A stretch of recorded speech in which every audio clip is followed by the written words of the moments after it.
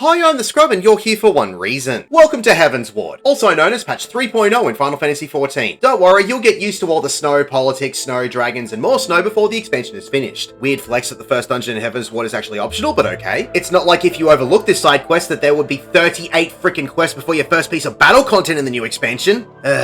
Anyway, let's get you through this. Time to learn about Dusk Vigil. Simplified.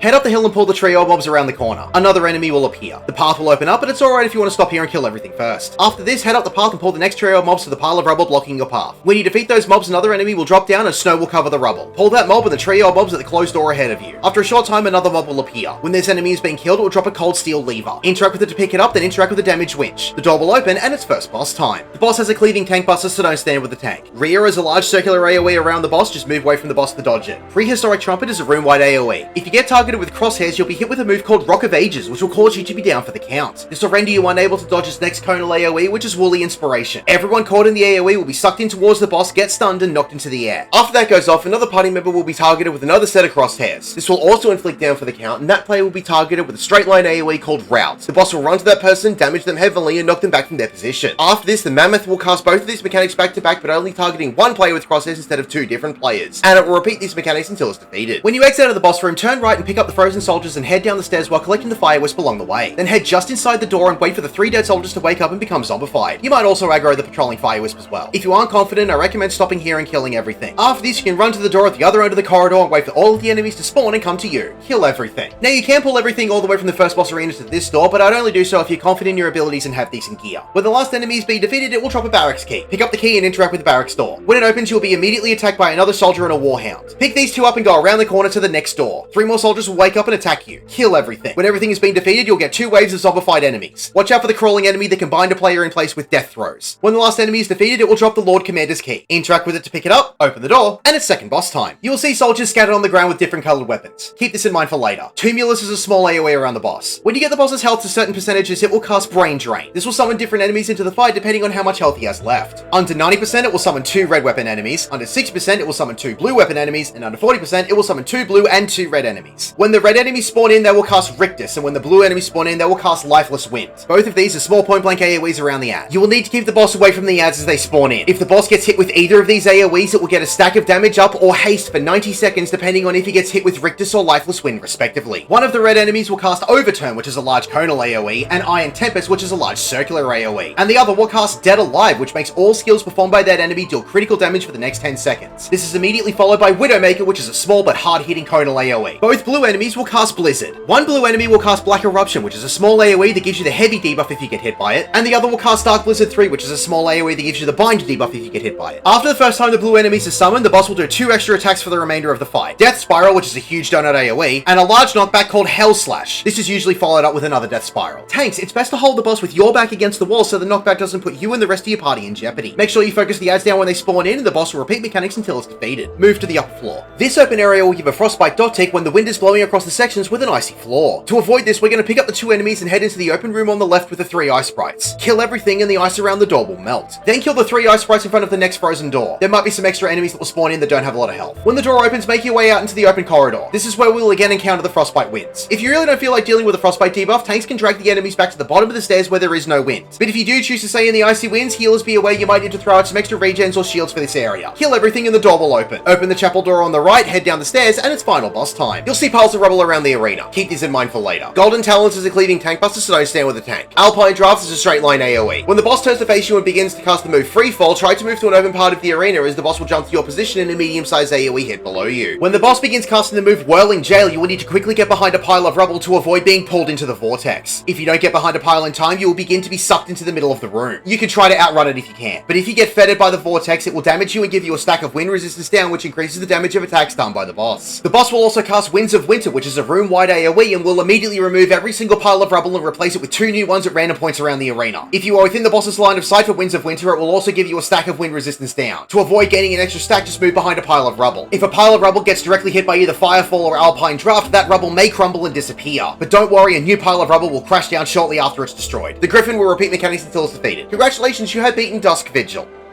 My name is the Scrub. Thank you for watching.